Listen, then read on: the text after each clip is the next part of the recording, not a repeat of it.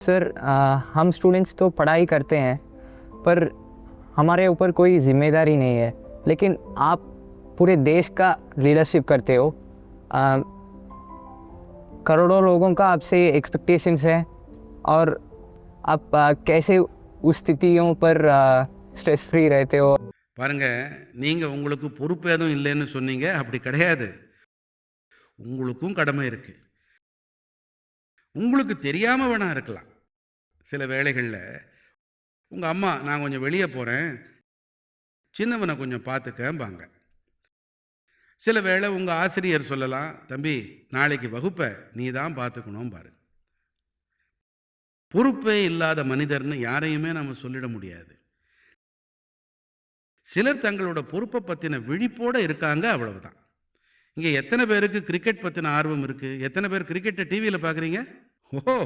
எல்லாரும் பார்க்குறீங்களா? நல்லது. நீங்க கிரிக்கெட்டை பார்க்கும்போது, விளையாட்டு வீரர்கள் மைதானத்துல இருப்பாங்க இல்லையா? அப்ப மொத்த மைதானமும் ஆரவாரம் எழுப்பும். ஆட்டக்காரர் என்ன செய்வாரு? அவர் ஆரவாரத்தை கவனிப்பாரா? பந்து மேல கவனம் செலுத்துவாரா? ஒருவேளை அவர் தவறா ஆடி கேட்சை தவற விட்டுட்டாங்கன்னு வைங்க. அப்ப எல்லாரும் ஆ அப்படிம்பாங்க. செய்வாங்க இல்லையா? இது அவரை பாதிக்குமா சொல்லுங்க?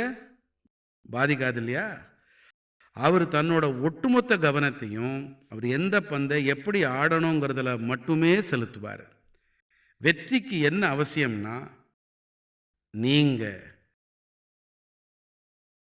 உங்க இலக்குகளை வீணாக போக விடக்கூடாது. I was very overwhelmed with nervousness and happiness when I met him, and we liked the conversation with him.